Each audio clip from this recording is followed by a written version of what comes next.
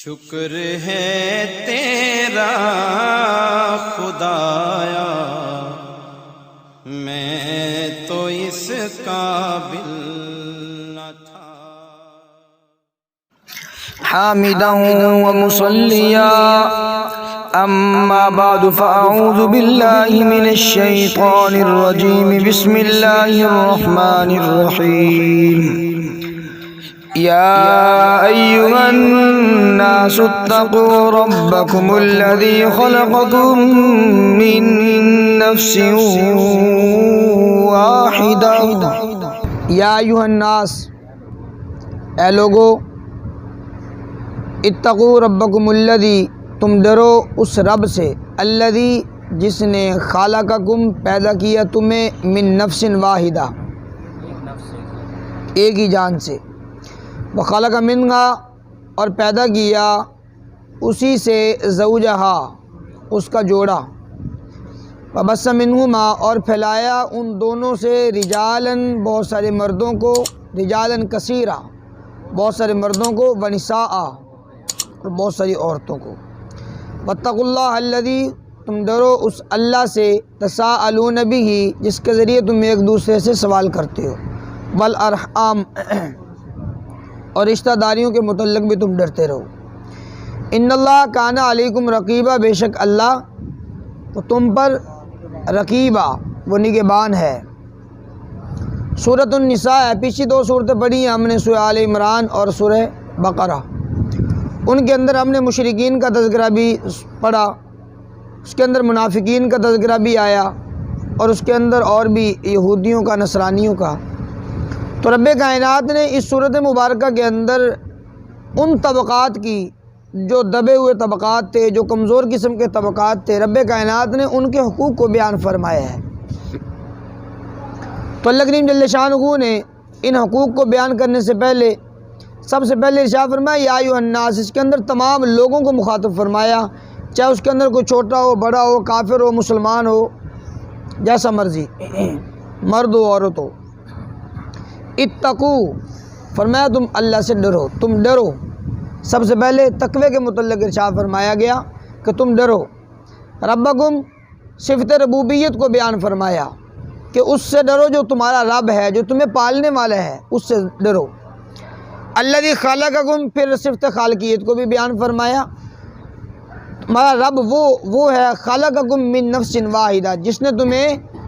ایک ہی جان سے پیدا فرمایا۔ اس سے مراد حضرت آدم علیہ السلام ہے۔ رب کائنات نے، یہ اللہ کریم جل شانہ کا ایک قانون ہے، بعض مرتبہ بے جان چیز سے جاندار کو پیدا فرماتے ہیں، اور بعض مرتبہ جاندار سے بے جان کو پیدا کر دیتے ہیں۔ سب سے پہلے اللہ کریم جل شانہ نے مٹی حضرت آدم علیہ السلام کو پیدا فرمایا، مٹی بے جان تھی تو جاندار حضرت آدم علیہ السلام کو پیدا فرمایا۔ پھر جاندار میں سے بھی اللہ کریم جل شانہ کی تخلیق کا قانون وہ الگ ہے۔ پھر ایک بعض مرتبہ دو جانوں سے، جانداروں میں سے کسی جاندار کو پیدا کیا جاتا ہے، اور بعض مرتبہ ایک ہی جان سے کسی جان کو پیدا فرما دیتے ہیں، جیسے حضرت آدم علیہ السلام ہے، جاندار ہیں۔ انہی کی بائیں پسلی میں سے، جیسے حدیث مبارکہ میں آتا ہے، بائیں پسلی میں سے اللہ کریم جل شانہ نے حضرت اما حوا سلام اللہ علیہ انہیں پیدا فرمایا۔ جاندار کو جاندار میں سے پیدا فرمایا، لیکن عام ضابطہ یا عام قانون کے مطابق نہیں، یہ اللہ کریم جل شانہ کا الگ قانون ہے۔ یہ بعض مرتبہ جو عام قانون ہے، جانداروں میں سے جاندار کو پیدا فرمایا، میاں بیوی ہیں اس میں سے آگے اولاد کو پیدا فرمایا۔ تو یہ اللہ کریم جل شانہ کی قدرت کاملہ ہے۔ پیدا کیا تمہیں ابتداءً، دیکھیے رب کائنات نے یہ ہمیں ان طبقات کی جو کمزور طبقے ہیں، جو نیچے درجے کے طبقات ہیں، ان کے حقوق کو بیان فرمانے کے لیے رب کائنات نے وہ ابتدا سے بات کو اٹھایا، شروع سے، کہ اس رب سے ڈرو جس نے تمہیں ایک ہی جان سے، یعنی حضرت آدم علیہ السلام کا تذکرہ فرمایا، جس نے تمہیں ایک ہی جان سے پیدا فرمایا۔ وخلق منہا زوجہا، پھر اسی میں سے اس کے جوڑے کو پیدا کیا، حضرت آدم علیہ السلام میں سے اس کے جوڑے کو پیدا کیا۔ وبث منہما رجالا کثیرا ونساء، پھر ان کی اولاد کو پوری دنیا کے اندر بکھیر دیا، پھیلا دیا۔ واتقوا اللہ الذی تساءلون بہ والارحام، ڈرو اس اللہ سے، تساءلون تم مانگتے ہو جس کے ذریعے، الارحام اور رشتہ داریوں کے متعلق بھی۔ دیکھیے کوئی بھی چیز ہو، ہم اللہ کا نام وہاں پر لیتے ہیں، اللہ کے نام سے اگر کوئی آدمی کوئی ڈھیٹ ہو جائے اس کو ڈرانے کے لیے کہتے ہیں بھئی اللہ کا خوف کر۔ فقیر ہے نا فقیر، وہ بھی اللہ کے نام پر ہی مانگتا ہے۔ ہم اللہ کے نام کا بہت زیادہ سہارا لیتے ہیں کئی سارے معاملات کے اندر، کئی ساری مشکلات کے اندر، رب کائنات کے نام کا ہم سہارا لے کر وہ آگے ہم اپنی زندگی بسر کرتے ہیں۔ تو اللہ کریم نے فرمایا کہ جس نام کا تم سہارا لیتے ہو نا، تمہیں چاہیے کہ تم مجھ سے ڈرو بھی، واتقوا اللہ۔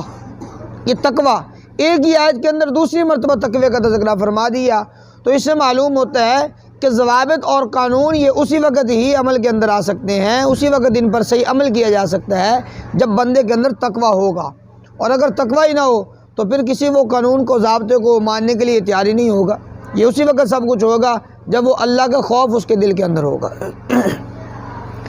ان اللہ کان علیکم رقیبا، بے شک وہ اللہ تم پر رقیب ہے، وہ نگران ہے تم پر، اللہ کو ہر ایک چیز کا علم ہے۔ اب کمزور طبقات میں سے سب سے پہلے رب کائنات نے یتیموں کا تذکرہ فرمایا، اور یتیموں کے حقوق کے متعلق قرآن مجید فرقان حمید کی یہ پہلی آیت طیبہ ہے۔ وَآتُوا الْيَتَامَىٰ، تم دو یتیموں کو اموالہم، ان کا مال، وَلَا تَتَبَدَّلُوا الْخَبِيثَ، نہ بدلو خبیث کو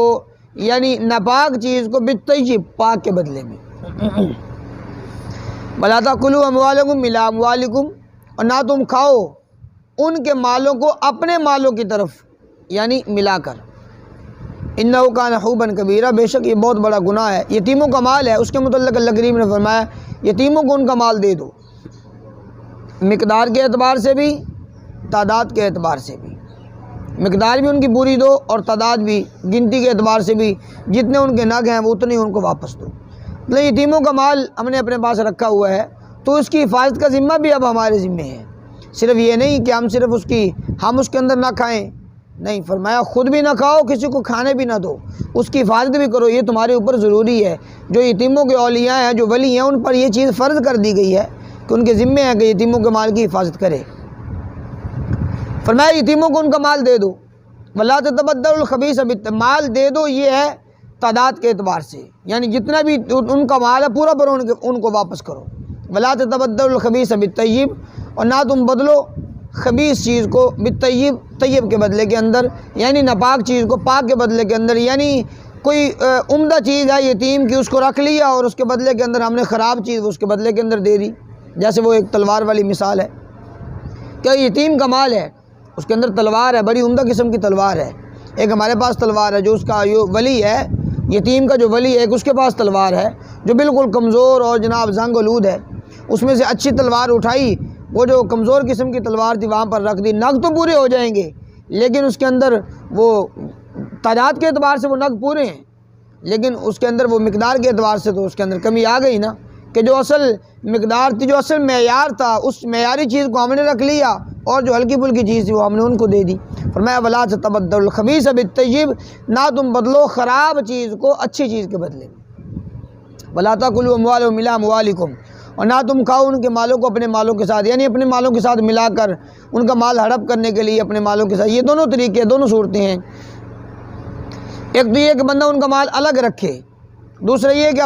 ان کے مال کو اپنے مال کے ساتھ ملا لے،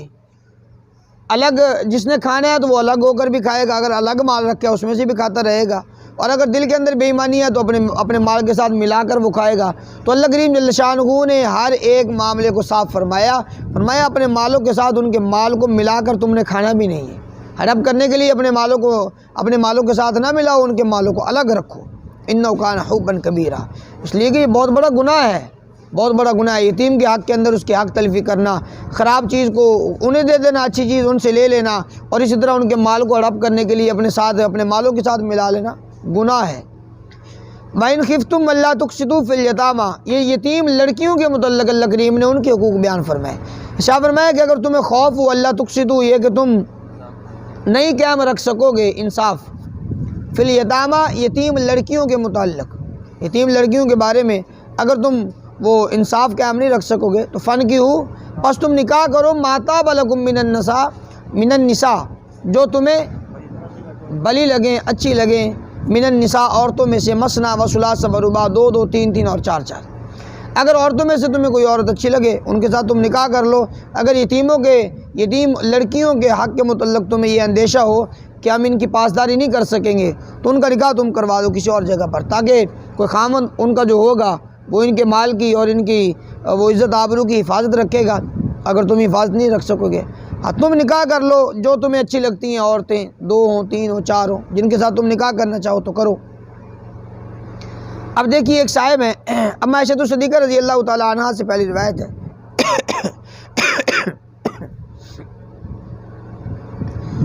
ارشاد فرماتی ہیں کہ ایک صاحب ایک ولی تھا، اس کے وہ زیر سایہ ایک یتیم لڑکی تھی۔ اب اس یتیم لڑکی کے پاس ایک باغ تھا، اس باغ کو رکھنے کے لیے اس نے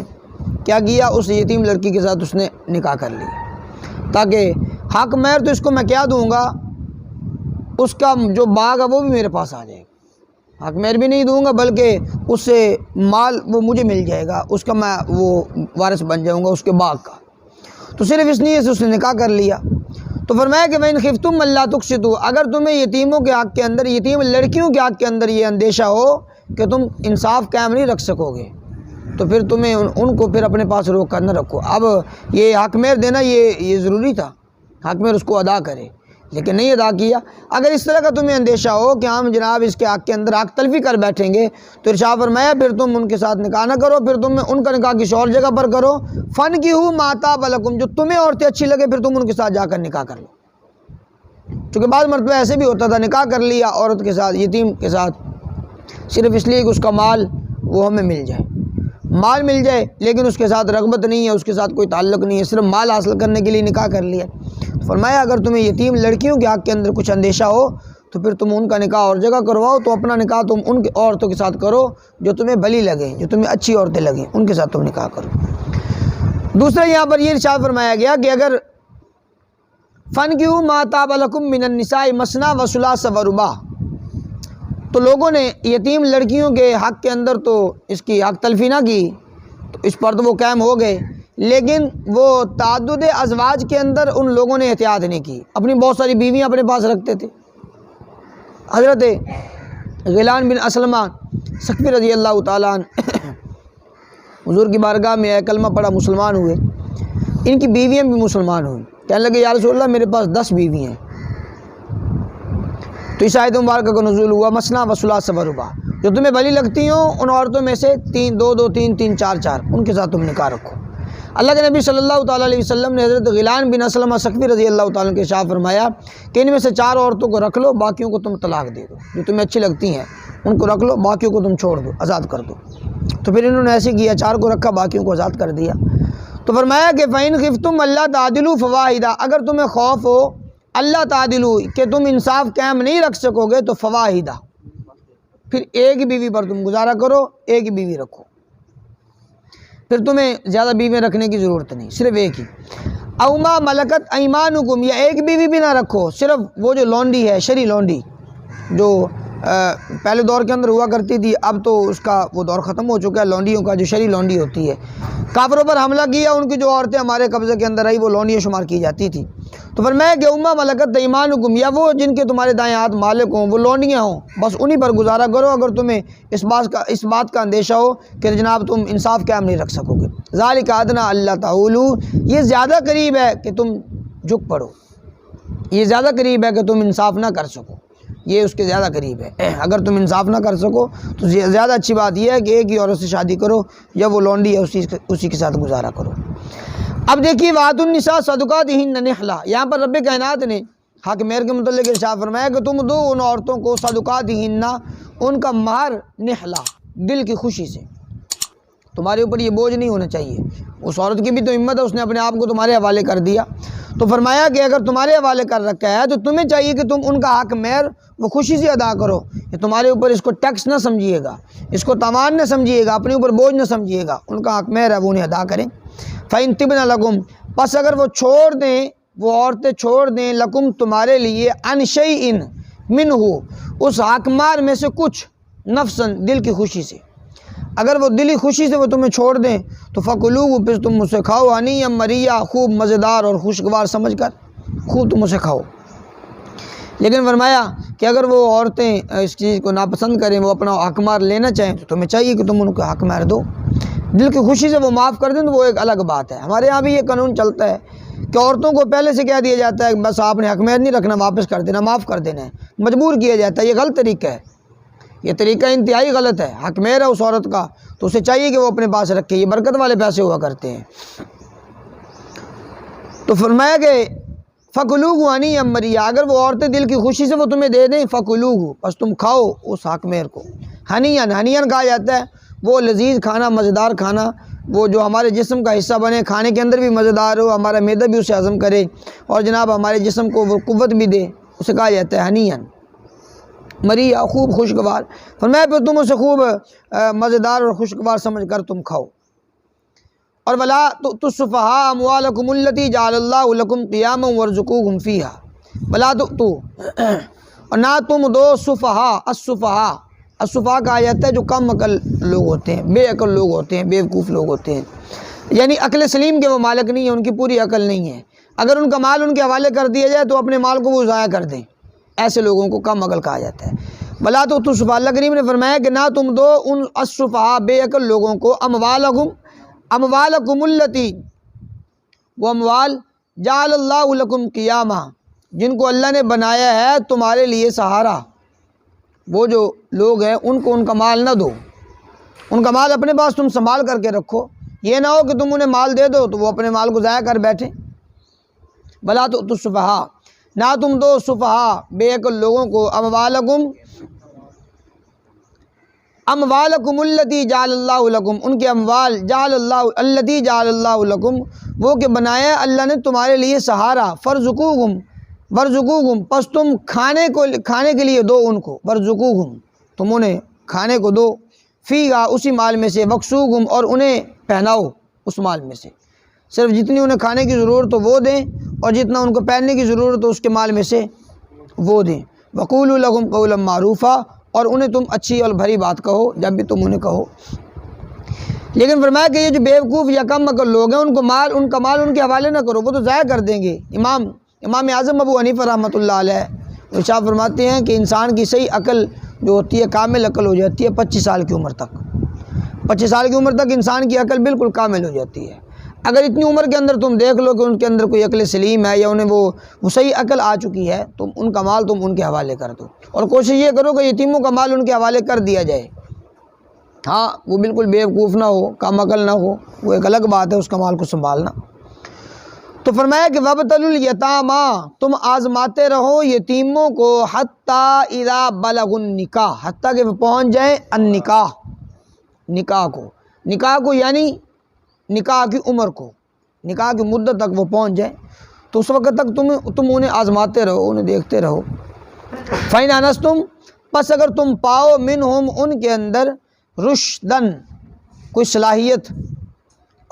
پاؤ، کوئی بھلائی ان کے اندر پاؤ، تو فَادْفَعُوا إِلَيْهِمْ أَمْوَالَهُمْ، پس تم دے دو ان کی طرف ان کے مال، ان کے سپرد کر دو. اور ولا تأکلوها، اور نہ تم کھاؤ اس مال کو اسرافاً، فضول خرچی کرتے ہوئے، بغیر ضرورت کے خرچ کرنا، فضول خرچی کرتے ہوئے اس مال کو نہ کھاؤ. وبداراً، اور جلدی ان یکبروا، کہ وہ بڑے ہو جائیں، اس خوف سے کہ ابھی تو بچے ہیں، ان کا مال جلدی ختم کر دیا جائے ان کے بڑے ہونے سے پہلے. اسی ڈر سے بڑے ہو گئے تو ان کو مال دینا پڑے گا. اس کو خوب اڑایا، خوب مزے کی اور جلدی جناب اس کو ہڑپ کر لیا، ختم کر دیا. فرمایا ایسا معاملہ تم نہ کرو. ولا تأکلوها اسرافا، نہ تم کھاؤ ان کے مالوں کو اسرافاً، فضول خرچی کرتے ہوئے، وبداراً، اور جلدی ان یکبروا، کہ وہ بڑے ہو جائیں. ومن کان غنیا فلیستعفف، اور جو شخص ہو غنی، یعنی وہ جو یتیموں کا جو ولی ہے، اگر وہ ولی وہ مالدار ہو، وہ غنی ہو، تو فلیستعفف، تو اسے چاہیے کہ وہ بچتا رہے. یعنی اگر اس نے مال کی حفاظت کی ہے، اس پر کچھ مزدوری وغیرہ بھی اسے دینا پڑی ہے، تو اسے چاہیے کہ وہ اپنی طرف سے ادا کر دے، مال کی حفاظت رکھے، اس کے ذمے ہے مال کی حفاظت کرنا. ہاں وہیں ومن کان فقیراً، جو شخص فقیر ہو، یعنی وہ ولی اس یتیم کے مال کی حفاظت کرنے والا وہ جو ولی ہے، اگر وہ فقیر ہو تو فلیأکل بالمعروف، پس چاہیے کہ وہ کھائے بالمعروف، دستور کے مطابق، یعنی اس میں سے جتنا اسے چاہیے وہ لے سکتا ہے، پھر اس نے کچھ نہ کچھ گنجائش دی ہے۔ اگر وہ بالکل خود فقیر ہے، خود اس کے پاس کوئی وہ سرمایہ نہیں ہے، کچھ کھانے پینے کے لیے نہیں ہے، اب وہ اپنی طرف سے یتیم کو کہاں سے کھلا سکتا ہے؟ ہاں اگر وہ یتیم کا مال ہے اس کے اندر سے صرف اتنا کھائے جتنا اس کو جان بچانے کے لیے ہو، صرف ضرورت اپنی پوری کرے اتنا کا اگر وہ مال لینا چاہے تو پھر اسے اجازت ہے۔ لیکن اگر وہ مالدار ہے تو پھر اسے اجازت نہیں ہے، پھر ناجائز ہے یتیم کا مال خرچ کرنا۔ وَكَفَى بِاللَّهِ حَسِيبًا، اللہ کافی ہے حساب لینے والا، اللہ کی ذات حساب لے گی ہر ایک سے، وہ مالدار ہو چاہے وہ فقیر ہو، اللہ کی ذات حساب لینے والی کافی ہے۔ لِلرِّجَالِ نَصِيبٌ مِّمَّا تَرَكَ الْوَالِدَانِ وَالْأَقْرَبُونَ وَلِلنِّسَاءِ نَصِيبٌ مِّمَّا تَرَكَ الْوَالِدَانِ وَالْأَقْرَبُونَ مِمَّا قَلَّ مِنْهُ أَوْ كَثُرَ۔ شان نزول سمجھیے، ایک صاحب ہیں، ان کا نام ہے حضرت اوس بن ثابت ثقفی رضی اللہ تعالیٰ، حضرت اوس بن ثابت ثقفی، ان کا انتقال ہو گیا۔ جب وفات ہوئی تو انہوں نے، ان کی ایک بیوی تھی، ایک چھوٹا بیٹا تھا نابالغ، اور دو لڑکیاں تھیں جو جوان تھیں۔ اب عرب کے اندر یہ دستور تھا کہ جو عورتیں تھیں ان کو وراثت میں سے حق نہیں دیتے تھے عورتوں کو، اور اگر لڑکے ہوتے تو ان کو حق ملتا تھا، ان کو جو بڑے ہوں، اگر نابالغ ہوں تو ان کو بھی نہیں دیتے تھے۔ اب ان کی بیوی اور دو بیٹیاں وہ تو محروم ہو گئی اس وجہ سے کہ چونکہ وہ عورتیں ہیں، اور چھوٹا بیٹا اس وجہ سے محروم ہو گیا چونکہ وہ ابھی نابالغ ہے، چھوٹا ہے۔ تو اس کے جو چچا کے بیٹے تھے وہ آئے اور انہوں نے آ کر قبضہ کر لیا اس کے مال پر، اپنے چچا کے مال پر قبضہ کر لیا۔ اب وہ جو حضرت اوس کی جو بیوی تھی وہ یہ چاہتی تھی کہ یہ اس کے چچا کے بیٹے جو ہے انہوں نے مال پر تو قبضہ کر لیا ہے، تو وہ یہ چاہ رہی تھی کہ میں اپنی دو بیٹیاں ان کے نکاح کے اندر دے دوں، تاکہ وہ ان کے باپ کا مال ہے، ان کے پاس چلا گیا ہے تو چلو گزارا ہوتا رہے گا۔ اب انہیں یہ درخواست کی گئی کہ تم میری بیٹیوں کے ساتھ نکاح کر لو، تو وہ کہنے لگے بھائی ہم نکاح بھی نہیں کریں گے۔ وہ چچا کے بیٹے کہنے لگے ہم اپنے چچا زاد کے ساتھ، اور وہ لڑکیوں کے ساتھ ہم نکاح نہیں کریں گے۔ اب وہ بہت پریشان ہوئی تو یہ کیس لے کر چلے گی حضور علیہ الصلوۃ والسلام کی بارگاہ اقدس کے اندر، یا رسول اللہ یہ معاملہ ہوا اور مجھے اس طرح محروم کر دیا گیا، مجھے بھی، میرے بچوں کو، بیٹے کو، بیٹیوں کو، سب کو محروم کر دیا گیا، مال پر اس کے چچا کے بیٹوں نے آ کر قبضہ کر لیا ہے۔ فقال علیہ الصلوۃ والسلام نے کوئی سکوت فرمایا تو رب کائنات نے اس آیت مبارکہ کا نزول فرمایا۔ حضور علیہ الصلوۃ والسلام اس لیے خاموش ہوئے، پتہ تھا اللہ کے نبی صلی اللہ تعالی علیہ وسلم کو جب بھی ایسا کوئی سنگین معاملہ ہو، کسی کی حق کے اندر وہ حق تلفی کی جا رہی ہو، تو رب کائنات اس کا قانون تبدیل کر کے قیامت تک کے لیے ایک متعین قانون بنا کر کے نازل فرما دیتے ہیں۔ تو رب کائنات نے قانون کو نازل فرما دیا، جہاں فرمایا کہ للرجال نصیب مما ترک الوالدان والاقربون، للرجال مردوں کے لیے نصیب ایک حصہ ہے، مما اس میں سے ترک الوالدان جو چھوڑا والدین نے، والاقربون اور رشتہ داروں نے، قریبی رشتہ دار جو ہیں انہوں نے جو چھوڑا ہے، یا والدین نے جو مال چھوڑا ہے وہ فوت ہو چکے ہیں، وہ اپنا پیچھے جو وراثت مال چھوڑ کر گئے ہیں، ان میں سے مردوں کے لیے ایک حصہ ہے، وللنساء اور عورتوں کے لیے بھی حصہ ہے، مما ترک الوالدان جو کچھ چھوڑا ہے والدین نے، والاقربون اور رشتہ داروں نے، اس میں سے عورتوں کا حصہ اللہ نے الگ مقرر فرما دیا اور لڑکوں کا حصہ اللہ کریم نے الگ مقرر فرما دیا۔